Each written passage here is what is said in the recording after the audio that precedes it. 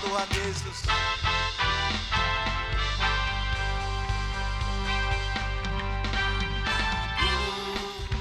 Diatur oleh Tuhan dan tangan kasih-Nya memimpinku di tengah badai dunia menakutkan. Hatiku tetap tenang teduh. Tiap langkahku, ku tahu Tuhan yang pimpin ke tempat tinggiku dihantarnya.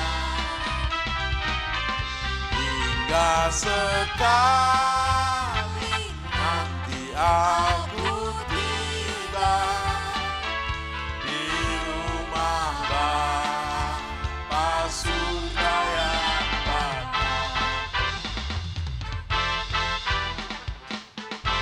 Dunia akan digoncang, bahkan pada akhir zaman sekali lagi Tuhan akan menggoncang langit, bumi. Namun kita yang bersama Yesus, tiap langkah kita diatur oleh Tuhan. Kita bersama Yesus yang tidak tergoncangkan. Badai pandemi, badai kesulitan hidup, apapun, hati kita tetap tenang. Yes, mari melangkah bersama Tuhan. Tiap langkahku, tiap langkahku, ku tahu Tuhan yang pimpin ke tempat tinggiku dihantarnya. Hingga sekali nanti aku tiba di rumah Bapa surga yang bakal. Sekali lagi tiap langkahku, tiap langkahku. Mari melangkah Bapak Ibu, dimanapun engkau sedang dalam posisi di bawah, di tengah dalam pencobaan tantangan hidup, terus maju melangkah di tengah badai ombak, gelombang. Jangan takut, hatimu tetap tenang teguh. Hatiku tetap tenang. Angkat tangan kita bersama-sama. Tiap langkahku, tiap langkahku, ku tahu Tuhan yang pimpin ke tempat tinggiku dihantarnya. Hingga sekali nanti aku tiba di rumah Bapa surga yang bakal. Di rumah Bapa surga yang bakal. Yes, di rumah Bapa surga yang bakal.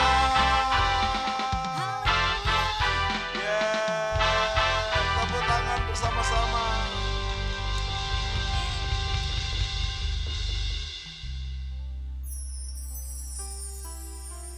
Bila kau izinkan sesuatu terjadi, ku percaya semua untuk kebaikanku. Bila nanti telah tiba waktumu, ku percaya kuasamu memulihkan hidupku. Bila kau izinkan sesuatu terjadi, ku percaya semua untuk kebaikanku. Bila nanti telah tiba waktumu, ku percaya kuasamu memulihkan hidupku. Mari bersama-sama, bila kau izinkan sesuatu terjadi. Ku percaya semua untuk kebaikanku. Bila nanti telah tiba waktumu, ku percaya kuasa-Mu memulihkan hidupku. Waktu Tuhan pasti yang terbaik, walau kadang tak mudah dimengerti. Lewati cobaan, ku tetap percaya waktu Tuhan pasti yang terbaik. Biar musik saja. Adakah saudara saya kadang-kadang ragu seperti air di pinggir pantai, maju mundur, ke kiri ke kanan, terombang-ambing. Di kitab Yakobus dikatakan mintalah hikmat. Tuhan tidak pernah mencobai kita melebihi kekuatan kita. Para pahlawan-pahlawan iman juga pernah menghadapinya dan mereka teguh. Musa pernah menghadapi laut dan bisa terbelah. Yosua menghadapi sungai dan bisa terbelah. Laut apa yang sedang menghadang saudara? Sungai apa yang sedang membendung saudara? Menghalangi perjalanan hidup saudara. Waktu Tuhan pasti yang terbaik. Walau kadang tak mudah dimengerti lewati cobaan, tetap percaya. Waktu Tuhan pasti yang terbaik. Bila kau izinkan. Bila kau izinkan sesuatu terjadi, ku percaya semua untuk kebaikanku. Bila nanti telah tiba waktumu, ku percaya kuasa-Mu memulihkan hidupku. Waktu Tuhan pasti yang terbaik, walau kadang tak mudah dimengerti. Lewati cobaan, ku tetap percaya waktu Tuhan. Yes Lord, waktu Tuhan pasti yang terbaik, walau kadang tak mudah dimengerti. Lewati cobaan, ku tetap percaya waktu Tuhan pasti yang terbaik. Lewati cobaan, ku tetap percaya waktu Tuhan pasti yang terbaik. Lewati cobaan, ku tetap percaya waktu Tuhan pasti yang terbaik. Lewati cobaan, ku tetap percaya waktu Tuhan pasti yang terbaik. Katakan waktu Tuhan. Waktu Tuhan pasti yang terbaik. Sekali lagi waktu Tuhan. Waktu Tuhan pasti yang terbaik. God is good. God is good. Tepuk tangan bersama-sama, waktu Tuhan pasti yang terbaik. Yes.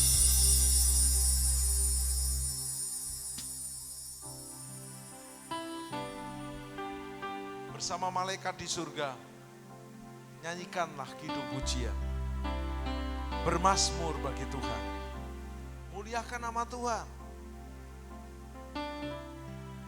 Yaitu Bapa Surgawi dalam Yesus dan Roh Kudus. Hosana, Hosana, aku memuji.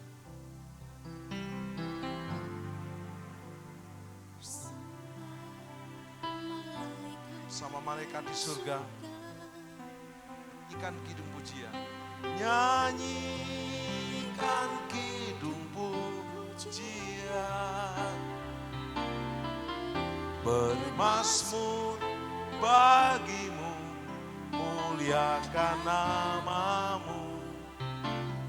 Yesus, aku memujimu. Bersama malaikat. Bersama malaikat di surga, nyanyikan kidung pujian. Bermazmur bagimu, muliakan namamu. Yesus, aku memujimu. Mari angkat tangan kita. Tanganku ku angkat padamu, masuk dalam hadiratmu. Rasakan kasih-Mu, ku jadi milik-Mu. Yesus, aku menyembah-Mu. Hosana, Hosana, Hosana, aku memuji-Mu. Haleluya, haleluya, aku menyembah-Mu. Hosana, Hosana, Hosana, aku memuji. Bersama malaikat kita nyanyikan Hosana dan haleluya, haleluya, aku menyembah-Mu. Mari bersama malaikatnya kita naikkan kidung pujian. Yes Lord. Bersama malaikat berikan senyum kepada Bapa di surga. Bersama para malaikatnya nyanyikan kidung pujian. Engkau mampu melihat yang tidak kau lihat. Apa yang telah kelihatan oleh matamu, yang gak pernah kau pikirkan, gak pernah kau ucapkan, sedang disediakan bagi mereka yang mengasihi Tuhan. 1 Korintus 2:9. Angkat tanganmu dengan pengharapan iman yang kuat. Masuk dalam hadiratnya. Masuk dalam hadiratmu. Rasakan kasih. Rasakan kasih-Mu. Ku jadi milik-Mu. Yesus, aku menyembah-Mu. Bersama-sama Hosana. Hosana, Hosana, aku memuji-Mu. Haleluya, haleluya, aku menyembah-Mu. Hosana, Hosana, Hosana.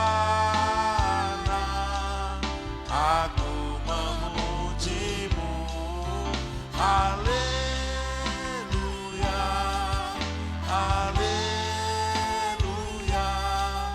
aku menyembah-Mu, aku menyembah-Mu, aku menyembah-Mu.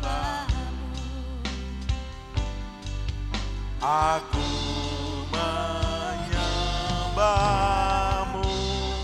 Tepuk tangan, mari kita sembah. Kita sembah Bapa, kita sembah Yesus, kita sembah Roh Kudus. Ku sembah Tritunggal yang Esa. Kurara Bapa Syandara Rama Syandara. Hosana, Hosana, aku memujimu. Haleluya, haleluya.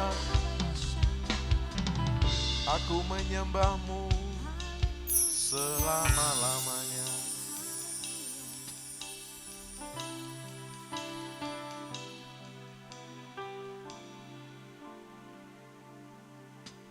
Saat ku tak melihat jalanmu, saat ku tak mengerti rencanamu, namun tetap ku pegang janjimu, pengharapanku hanya padamu. Mari bersama-sama, saat ku tak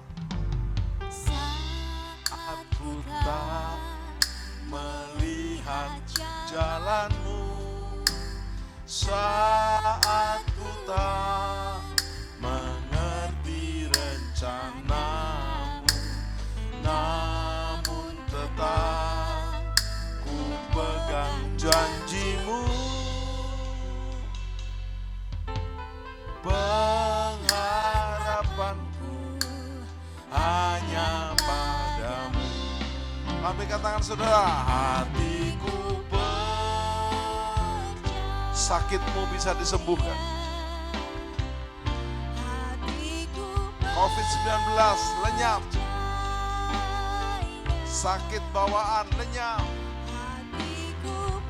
Krisis ekonomi, krisis pekerjaan, usaha, keluarga lenyap. Sekali lagi lambaikan tanganmu. Hatiku percaya, hatiku percaya. Kami percaya Engkau Bapa Surgawi, Yesus Kristus dan Roh Kudus. Karena Engkau adalah jalan, kebenaran dan hidup. Yohanes 14 ayat 6. Kami percaya, kami percaya, percaya selalu.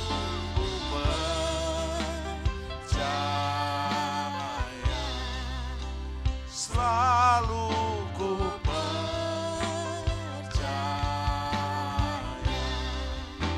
selalu ku percaya,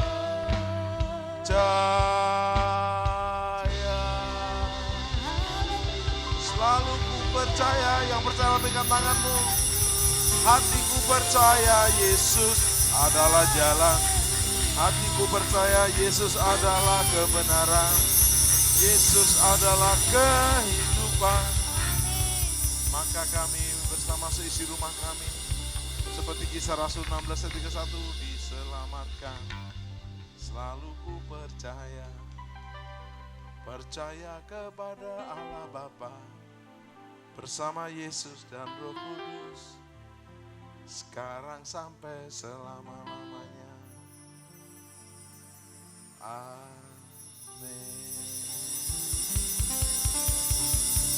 Tepuk tangan.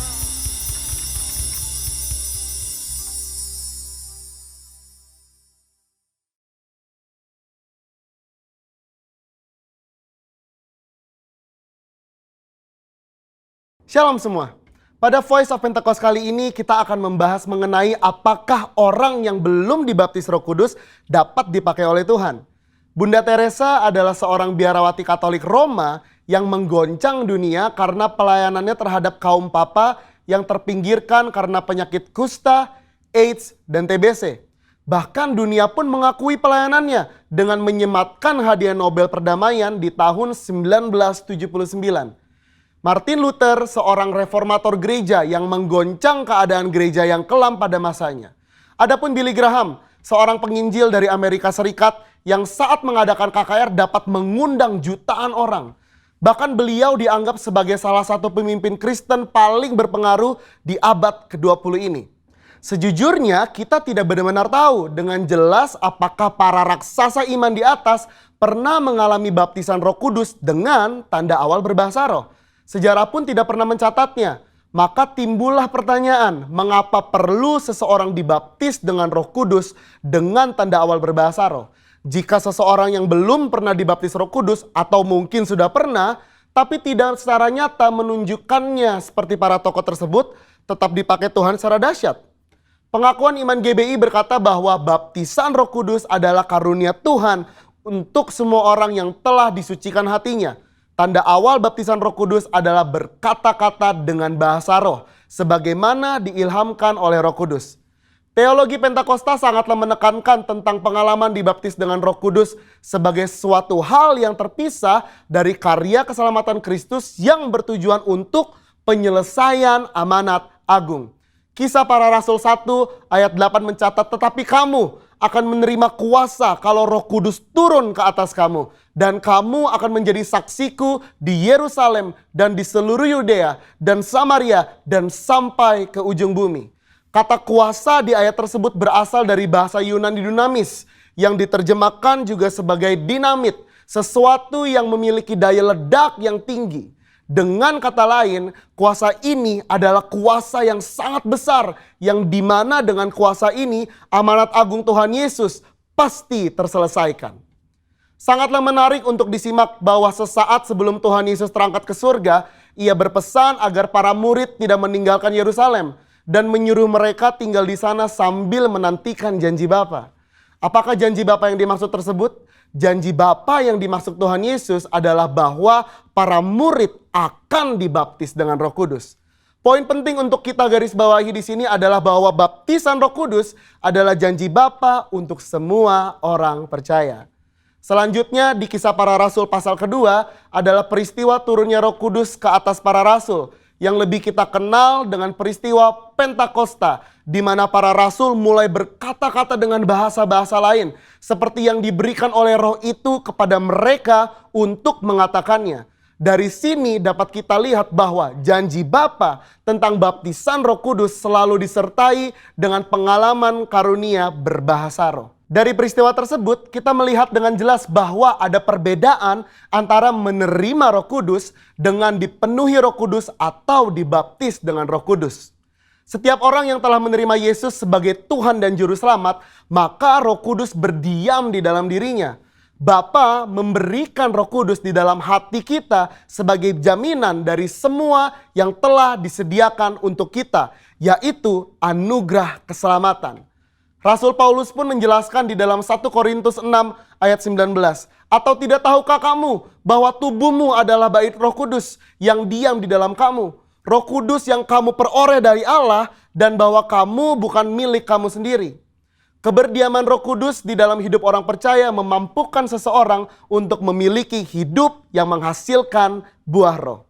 Namun, seseorang yang telah dibaptis dengan Roh Kudus akan memiliki kuasa untuk menyelesaikan amanat agung sesuai yang tertulis di dalam Kisah Para Rasul pasal 1 dan 2. Dalam hal ini kita melihat bahwa baptisan Roh Kudus berfungsi secara eksternal.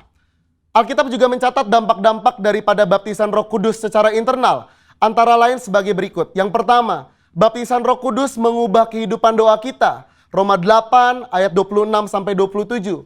Yang kedua, baptisan Roh Kudus membangun iman kita. 1 Korintus 14 ayat 4a. Yang ketiga, baptisan Roh Kudus menyempurnakan pujian dan penyembahan kita. 1 Korintus 14 ayat 15. Dan yang keempat, baptisan Roh Kudus meningkatkan kepekaan rohani kita. 1 Korintus 14 ayat 2. Robert P. Mencius, seorang hamba Tuhan dan juga seorang penulis, memaparkan di dalam salah satu bukunya yang berjudul Speaking in Tongues, bahwa tanda kedewasaan Kristen tidak diukur dengan sudah atau belum mengalami baptisan roh, melainkan diukur dari hidup yang menghasilkan buah roh. Di mana hal ini juga menjadi bagian dari proses pengudusan atau sanctification, Akan tetapi perlu dimengerti bahwa di satu sisi adalah mungkin bagi seseorang untuk mengalami kuasa Roh Kudus tanpa berbahasa roh. Namun hal ini bukanlah pengalaman Alkitab yang utuh sebagaimana tertulis di Kisah Para Rasul pasal 1 dan 2. Dari penjelasan tersebut maka dapat disimpulkan bahwa meskipun seseorang belum dibaptis Roh Kudus, ia dapat dipakai Tuhan secara dahsyat. Namun pengalaman baptisan Roh Kudus membuat orang percaya dapat melayani tubuh Kristus dengan lebih maksimal. Jikalau Alkitab menuliskan adanya pengalaman kepenuhan Roh Kudus dengan tanda awal berkata-kata dengan bahasa roh, mengapakah kita tidak merindukannya? Saudara, untuk penjelasan lebih lengkapnya dari tim teologi kami, jangan lupa buka link yang ada di atas atau scan QR Code yang tersedia. Salam integritas. Tuhan Yesus memberkati.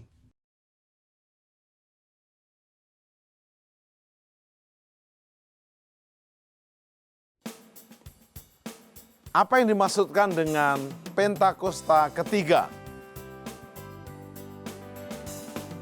Api Pentakosta menyala, api Pentakosta menyala, api, api, api, api, api, api Pentakosta ketiga. 1. Pentakosta ketiga adalah pencurahan Roh Kudus yang dahsyat di zaman now melebihi yang terjadi di Azusa Street. 2. Pentakosta ketiga akan mengakibatkan penuaian jiwa yang terbesar dan yang terakhir sebelum Tuhan Yesus datang kembali. 3. Pentakosta ketiga akan membangkitkan generasi Yeremia, yaitu anak-anak muda yang dipenuhi Roh Kudus, cinta mati-matian kepada Tuhan Yesus, tidak kompromi terhadap dosa, dan akan bergerak untuk memenangkan jiwa. 4. Pentakosta ketiga lahir di Indonesia dan bergerak ke bangsa-bangsa. Gerakan ini dari timur ke barat dan akan kembali ke Yerusalem. 5. Pentakosta ketiga akan memberikan kuasa untuk menyelesaikan amanat agung, dan setelah itu Tuhan Yesus datang kembali. Api Pentakosta menyala, api Pentakosta menyala, api, api, api, api, api, api Pentakosta ketiga, api Pentakosta ketiga.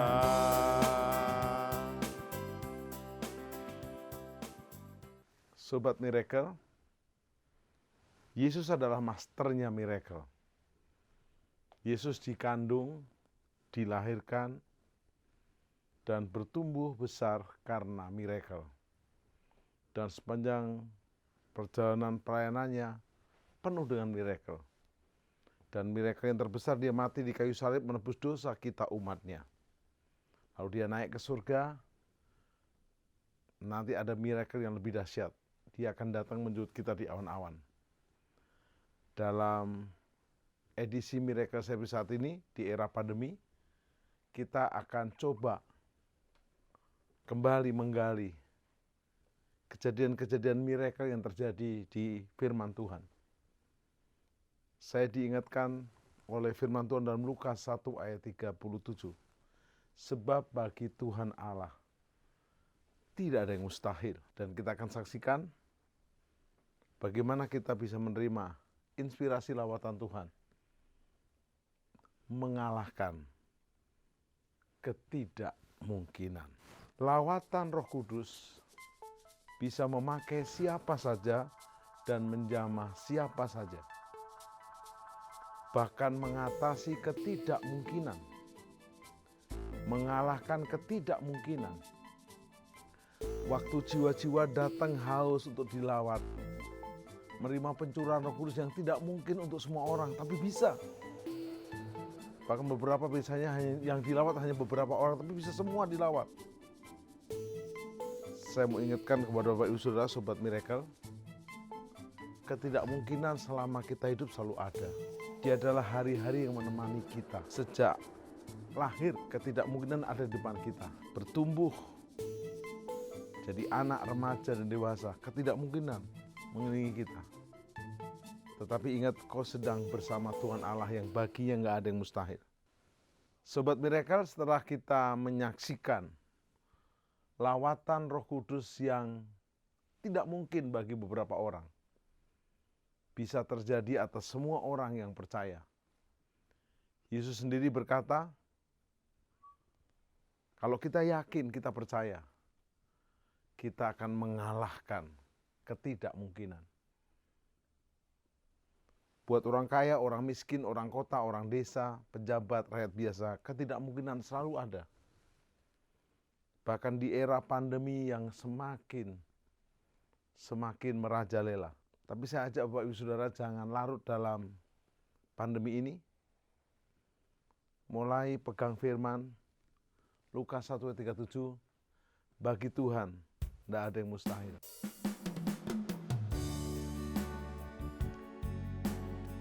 Mari kita terus bersukacita. Keyakinan saudara dalam Yesus mengalahkan ketidakmungkinan.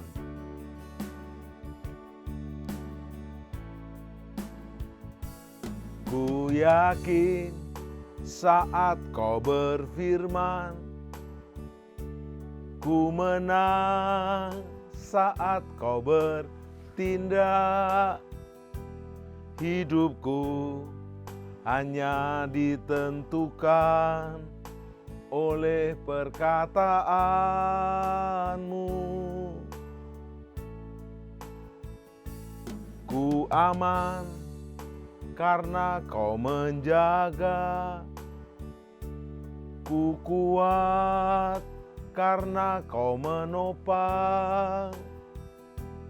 Hidupku hanya ditentukan oleh kuasa-Mu. Bagi Tuhan tak ada yang mustahil. Bagi Tuhan tak ada yang tak mungkin. Mujizatnya disediakan bagiku. Ku diangkat dan dipulihkannya. Bersama-sama, bagi Tuhan.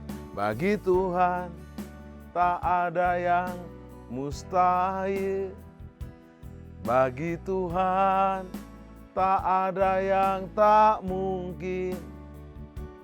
Mujizatnya disediakan bagiku. Ku diangkat dan dipulihkannya. Ku diangkat dan dipulihkannya. Ku diangkat dan dipulihkannya. Sobat Miracle, bagaimana hari-hari ini Anda dan saya di era pandemi?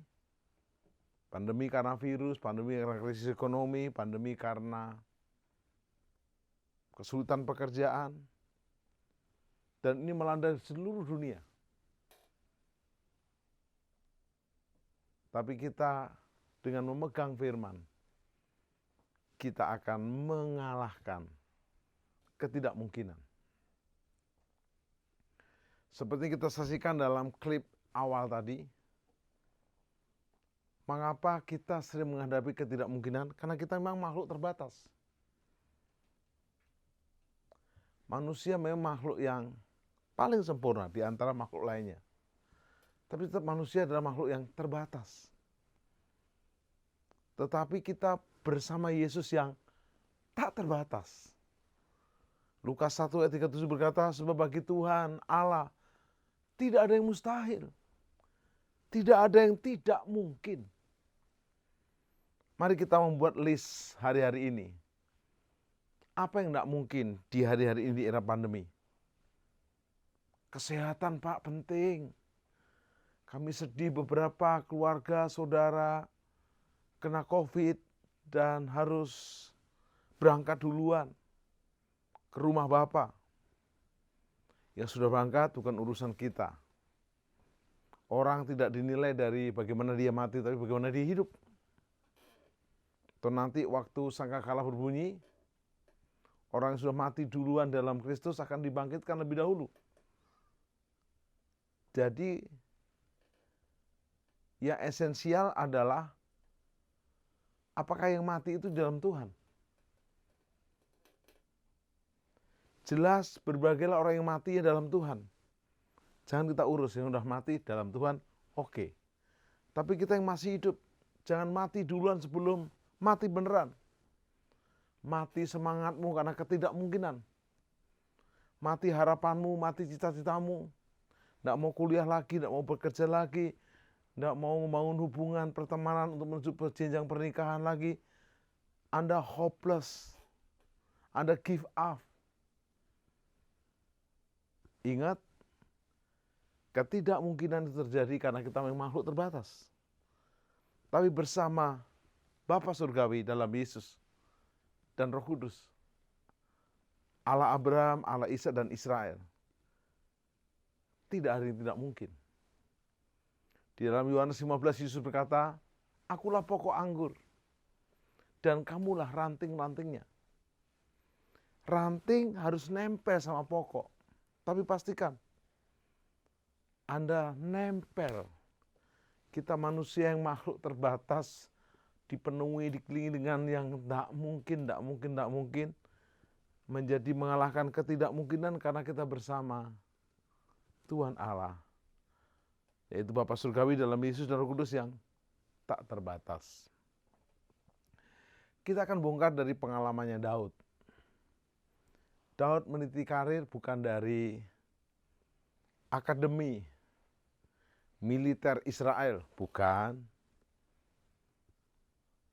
Atau lewat perekrutan wajib militer, tidak. Sewaktu Raja Saul berubah pikiran, berubah karakter, dan Tuhan akhirnya memberhentikan Saul. Sementara proses perhentian oleh Nabi Samuel, Tuhan menyuruh Samuel pergi ke Bapak Isai untuk mencari calon pengganti raja yang akan datang.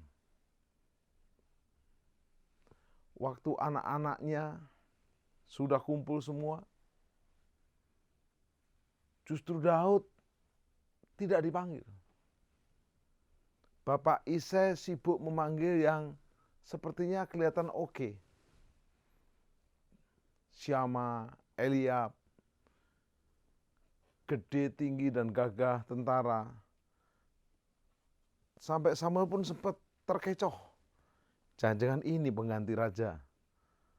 Tuhan bilang, manusia melihat yang kelihatan, Tuhan melihat hati. Setelah semua kakaknya Daud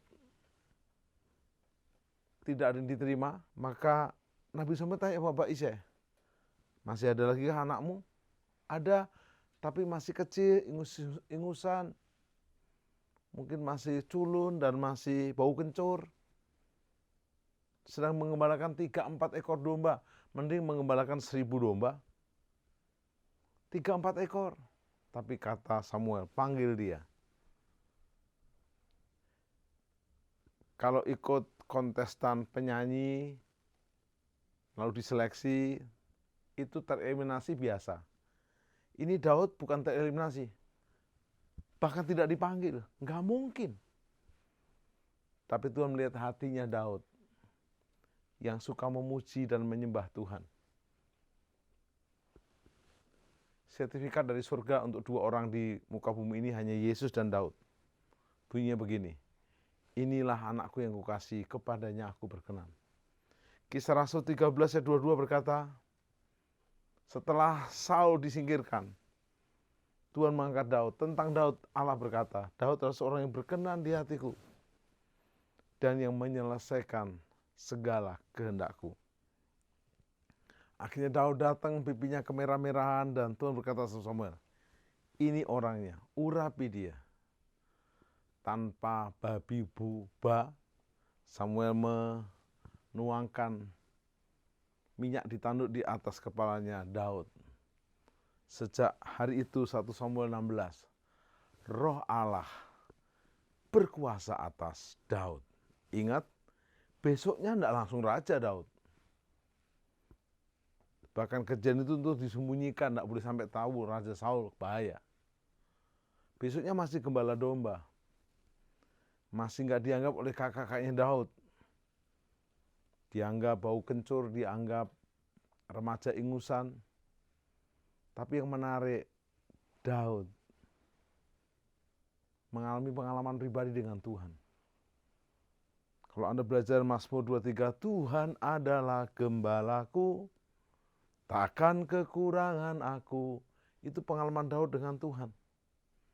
Bagaimana dia belajar dari mengembalakan 3-4 ekor domba ayahnya, sampai mengembalakan bangsa Israel, umat Tuhannya. Apakah selesai diurapi? Selesai perjuangannya Daud? Ketidakmungkinan ke depan sedang menanti. Gak mungkin jadi raja. Rajanya masih ada, Saul. Gak mungkin jadi raja. Gak ada latar belakang pendidikan. Tapi saatnya ketidakmungkinan kedua muncul. Goliat datang, menantang barisan tentara Israel. Dan barisan tentara Israel tidak ada yang berani. Pas Daud membawa bekal untuk abang-abangnya, itu pun dimarahi sama abangnya. Kamu mau lihat suasana perang ya? Tetapi Daud mendengar suara tantangan Goliat. Ajukan satu wakil dari Israel untuk menghadapi aku. Siapa yang menang, itulah bangsa yang menang. Siapa yang kalah, bangsanya kalah. Dan Saul kebingungan, Yonatan putra mahkotanya juga kebingungan. Muncullah si Daud. Buat orang yang tidak mengerti janji Tuhan, ketidakmungkinan adalah bencana. Tapi bagi orang yang mengerti janji Tuhan, ketidakmungkinan adalah kesempatan peluang. Saya beri contoh. 5.000 orang kumpul laki-laki saja, dengan wanita dan anak-anak mungkin total 15.000. Yesus menyuruh murid-muridnya membeli makanan dan tidak ada makanan dan uang dari siapa? Tapi ada anak kecil membawa 5 roti dan 2 ekor ikan. Ketidakmungkinan ini menjadi kesempatan untuk anak yang masih muda banget ini mempersembahkan bekalnya hari itu. Dia menghadapi resiko. Kalau nggak ada mukjizat, dia juga lapar sepanjang hari itu. Tapi perjuangannya nggak pernah gagal. Nggak pernah merugikan dia sendiri. Dan Daud berkata kepada Raja Saul, Tuanku, saya siap hadapi Goliat. Hambamu biasa bersama Tuhan. Bersama Tuhan Allah Israel mengalahkan singa, beruang dengan ketapel ini. Karena aku tidak sendiri, Tuhan adalah gembalaku. Tak akan kekurangan aku. Sekalipun aku dalam lembah kekelaman, aku tidak takut bahaya. Sebab gada dan tongkat Tuhan menyertaiku. Sempat Saul diberi baju dan jubah oleh Raja Saul. Bahkan jubahnya sendiri, perisainya sendiri. Tapi kedodoran tidak bisa. Dan Daud melangkah maju ke depan. Sorak-sore Goliat mengintimidasi dengan berkata, dagingnya Daud akan dicincang-cincang, diberi makanan untuk makanan burung. Tapi Daud tidak peduli dengan suara intimidasi itu. Dia berkata, firman Tuhan berkata jelas, Lukas 1:37, sebab bagi Tuhan Allah tidak ada yang mustahil. Dia maju dan dia mengambil batu ali-ali. Dia biasa dengan kekuatan Tuhan memutar batu ali-alinya untuk melemparkan kepada beruang singa. supaya tidak mengganggu domba dan kambing walaupun 3-4 ekor saja. Dan Goliat yang sedang merasa diremehkan menjadi marah dan dia lengah. Di film-film rohani tentang Daud dan Goliat, Goliat melempar tombak dan Daud berhasil menghindar. Daud terus maju, bahkan juga di film rohani, Goliat meremehkan Daud dan melepaskan ketopongnya. Dan itu kesempatan peluang buat Daud memutar dan tepat ke dahinya Goliat. Tentu batunya kecil, tapi di tengah jalan dipegang oleh Tuhan tangan besar, menghantam, tumbanglah si Goliat.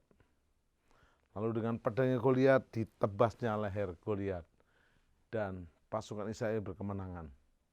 Sejak hari itu Daud mengalami promosi menjadi tentara daripada Saul, prajurit Saul, bahkan menjadi pemuji penyembah yang main kecapi saat Saul sering dirasuk setan supaya setannya keluar. Bapak Ibu Saudara, Goliat apa yang sedang menakut-nakuti Anda hari ini? Pak, kami ini sekarang dikelilingi oleh maut. Bayangkan di seluruh dunia ada 2,54 juta orang meninggal karena COVID. Di Indonesia 36.000. Saya beritahu, hei maut, di mana sengatmu? Hei maut, di mana kuasamu? Yesus adalah kebangkitan dan hidup. Pujian ini berkata dengan jelas bahwa tak terbatas kuasamu Tuhan, semua dapat kau lakukan.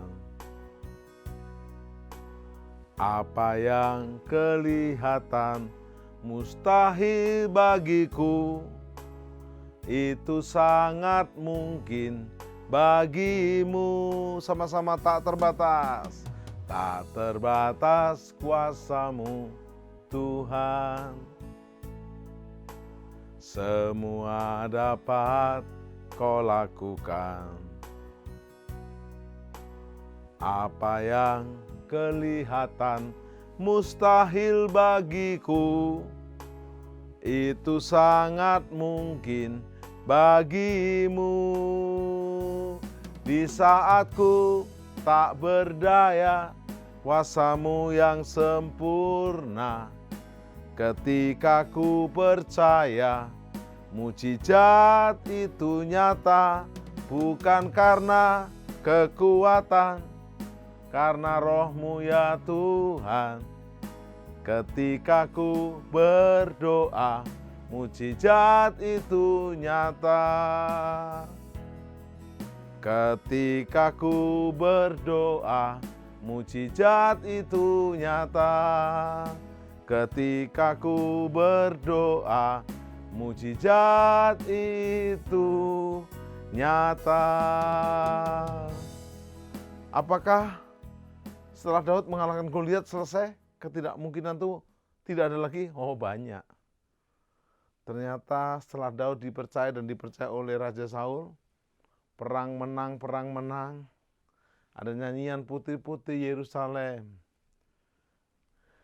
Saul mengalahkan beribu-ribu musuh, tapi Daud mengalahkan berlaksa-laksa, dan itu membuat Saul cemburu dan marah besar. Dan akhirnya Saul memburu untuk membunuh Daud, bahkan sampai melempar tombak. Untung Daud bisa menghindar. Apakah nasibnya Daud selesai? Terkejar-kejar seumur hidupnya? Tidak. Ada beberapa kesempatan Daud bisa membalas Saul dan selesailah sudah. Dia menjadi raja dengan lebih cepat, tapi bukan itu cara Tuhan. Daud berkata, jangan mengusik hamba Tuhan yang diurapi. Daud menghadapi ketidakmungkinan dengan tetap memegang firman. Ku yakin saat kau berfirman, ku menang saat engkau bertindak. Dan akhirnya Raja Saul dan Yonatan meninggal bukan karena Daud, karena peperangan melawan Filistin. Dan akhirnya Daud diangkat menjadi raja. Pertama raja atas Yehuda saja. Akhirnya seluruh kerajaan Israel, 12 suku, meminta Daud menjadi raja. Jadi ada 3 anointing atas Daud. Pertama, private anointing, pribadi, individual anointing. Kedua, territorial anointing. Dan akhirnya nation anointing. Lewat media sekarang kita bisa all nation. Tinggal Anda merendahkan diri, minta pengurapan lebih. Apa yang sedang tidak mungkin dalam hidupmu? Hei bapak-bapak, mungkin pekerjaanmu, mungkin bisnismu. Apa yang tidak mungkin? Hei ibu-ibu, mungkin doa-doamu untuk suamimu atau anak-anakmu, untuk orang tuamu belum dijawab. Apa yang tidak mungkin buat engkau anak-anak, masa depanmu, kuliahmu, pasangan hidupmu. Apa yang tidak mungkin bagi engkau yang sedang terbaring di ranjang rumah sakit, Pak? Persentase oksigen saya makin turun, Pak. Susah tidur, susah nafas. Jangan menyerah. Jangan mati sebelum waktunya. Lukas 1 ayat 37 berkata, sebab bagi Tuhan Allah Israel tidak ada yang mustahil. Sobat Miracle, mari kita jujur di hadapan Bapa Surgawi dalam Yesus dan Roh Kudus. Merendahkan diri. Alkitab menulis kisah-kisah yang tidak mungkin menjadi mungkin dan nyata. Perempuan yang sakit pendarahan 12 tahun di Markus pasal 5.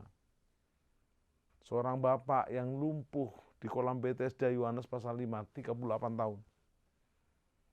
Elizabeth yang rahimnya tertutup. Semuanya nggak mungkin. Tapi apa yang menarik? Nggak mungkin kalau engkau sendiri. Menjadi mungkin dan pasti waktu engkau bersama dengan Yesus. Yesus dengan tegas berkata, Yohanes 15, Yesus pokok dan kita caranya, tinggallah di dalamnya, pasti kau akan berbuah. Seperti Anda saksikan di klip awal tadi, mereka yang datang maju karena harta kol, karena percaya. Mujizat itu nyata. Mereka bisa dilawat. Saat ini juga saudara di rumah saudara masing-masing, melalui program ini, bisa dilawat. Engkau tidak perlu maju ke depan, kita bukan altar call, tapi kau bisa buka tanganmu, buka hatimu. Dengarkan suaranya. Karena Wahyu 3:20 berkata, lihat aku berdiri di muka pintu dan mengetuk. Barang siapa mendengar suaraku, dengarkan suaranya. Engkau yang diranjang rumah sakit karena COVID atau karena apapun, dengar. Yesus adalah jalan. Yesus adalah kebenaran. Yesus adalah hidup. Yohanes 14 ayat 6. Bertobat dari dosamu. Jadikan Yesus Tuhan Juru Selamat dan Rajamu. Dan kau terima paket keselamatan, pengampunan, dan juga kesembuhan yang sempurna. Di dalam nama Tuhan Yesus Kristus. Saya lihat beberapa kawan yang mengikuti program ini sedang berkata, Pak Pendeta mudah ngomongnya, Pak Tim enak ngomongnya. Saya ngalami nggak mudah. Betul, nggak mudah. Kalau kau sendiri, kalau kau bersama Tuhan Yesus, menjadi sangat-sangat mudah. 5 ketur roti dan 2 ekor ikan untuk 5.000 orang, sisa 12 bakul. Angin ribut diredakan. Mari kita buka tangan kita untuk kita menerima mujizat yang terbesar, great miracle, yaitu hidupmu diselamatkan. Kau mengiring dan menjadi murid Yesus Tuhan. Kita berdoa. Sempurnakan firman-Mu. Sejak awal kami menyaksikan klip lawatan Tuhan. Itu juga melawat kami hari ini. Kami buka tangan kami bertobat menjadikan Yesus Juru Selamat dan Tuhan kami. Dan kami mau dibaptis bagi yang belum. Kami mau dipulihkan bagi yang belum dipulihkan. Mengalami pelepasan bagi yang belum. Terima pemulihan, pelepasan, dan kesembuhan yang sempurna. Ingat Yesus pokok kita caranya, kita rantingnya, tinggallah dalamnya. Karena Yesus adalah jalan, Yesus adalah kebenaran, Yesus adalah kehidupan. Yang sakit terima kesembuhan demi nama Yesus. Yang lemah terima kekuatan. Keluargamu semuanya diselamatkan, mengiringi Yesus sampai rapture, pengangkatan, dan sampai selama-lamanya. Dalam berkat Bapa, Tuhan Yesus, dan Roh Kudus. Amin. Salam miracle. Deklarasi iman Mazmur 91 dalam lindungan Allah. Orang yang duduk dalam lindungan yang maha tinggi dan bermalam dalam naungan yang maha kuasa akan berkata kepada Tuhan, tempat perlindunganku dan kubu pertahananku, Allahku yang kupercayai. Sungguh, dialah yang akan melepaskan engkau dari jerat penangkap burung, dari penyakit sampar yang busuk. Dengan kepaknya ia akan menudungi engkau, di bawah sayapnya engkau akan berlindung. Kesetiaannya ialah perisai dan pagar tembok. Engkau tak usah takut terhadap kedahsyatan malam, terhadap panah yang terbang di waktu siang, terhadap penyakit sampar yang berjalan di dalam gelap, terhadap penyakit menular yang mengamuk di waktu petang. Walau 1.000 orang rebah di sisimu, dan 10.000 rebah di sebelah kananmu, tetapi itu tidak akan menimpamu. Engkau hanya menontonnya dengan matamu sendiri dan melihat pembalasan terhadap orang-orang fasik.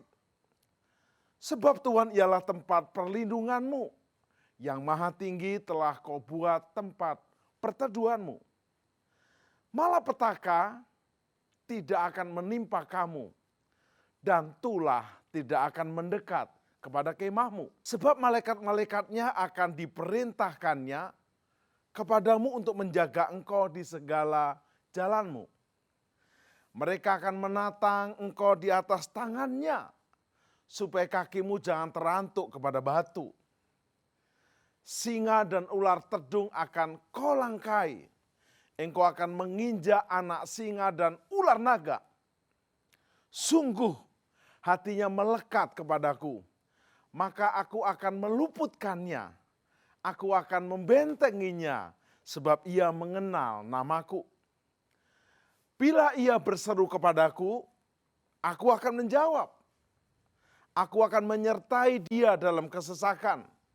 Aku akan meluputkannya dan memuliakannya. Dengan panjang umur akan kukenyangkan dia, dan akan kuperlihatkan kepadanya keselamatan daripadaku. Lagu Mazmur 91 dalam lindungan Allah. Orang yang duduk dalam lindungan yang maha tinggi dan bermalam dalam naungan yang maha kuasa akan berkata kepada Tuhan, tempat perlindunganku dan kubu pertahananku, Allahku yang kupercayai. Sungguh dialah yang akan melepaskan engkau dari jerat penangkap burung, dari penyakit sampar yang busuk.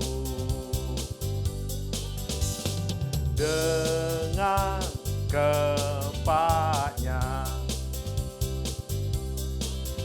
Dia akan menudungi engkau, di bawah sayapnya engkau akan berlindung. Kesetiaannya Ialah perisai dan pagar tembok. Engkau tak usah takut terhadap kedahsyatan malam, terhadap panah yang terbang di waktu siang, terhadap penyakit sampan yang berjalan di dalam gelap, terhadap penyakit menular yang mengamuk di waktu petang. Walau 1000 orang rebah di sisimu dan 10.000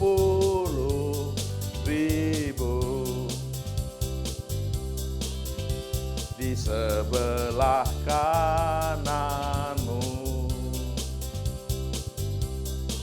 tetapi itu tidak akan menimpamu. Engkau hanya menontonnya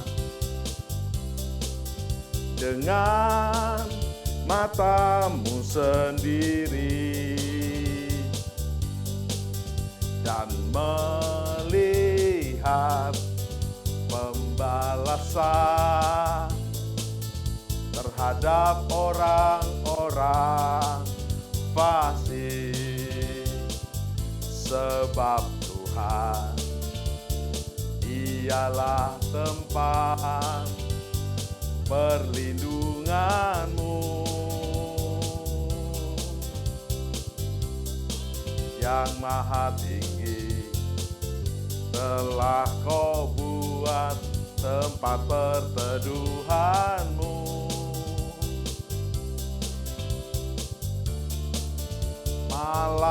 Malapetaka tidak akan menimpa kamu.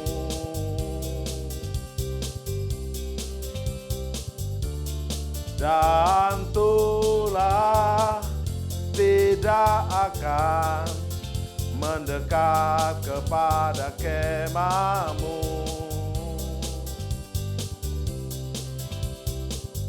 Sebab malaikat-malaikatnya akan diperintahkannya kepadamu untuk menjaga engkau di segala jalanmu. Mereka akan menatang engkau di atas tangannya, supaya kakimu jangan terantuk kepada batu. Singa dan ular teduh akan kau langkahi, engkau akan menginjak anak singa dan ular naga. Sungguh hatinya melekat kepadaku, maka aku akan meluputkannya.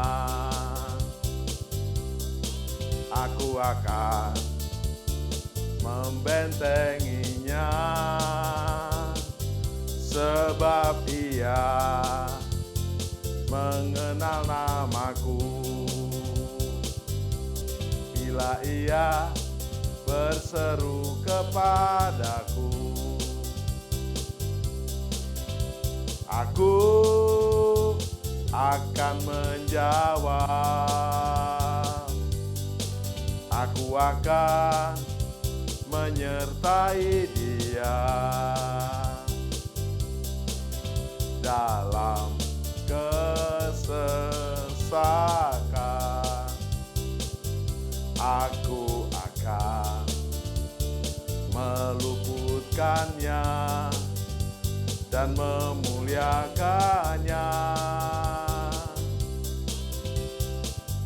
Dengan panjang umur akan ku kenyangkan dia, dan akan ku perlihatkan kepadanya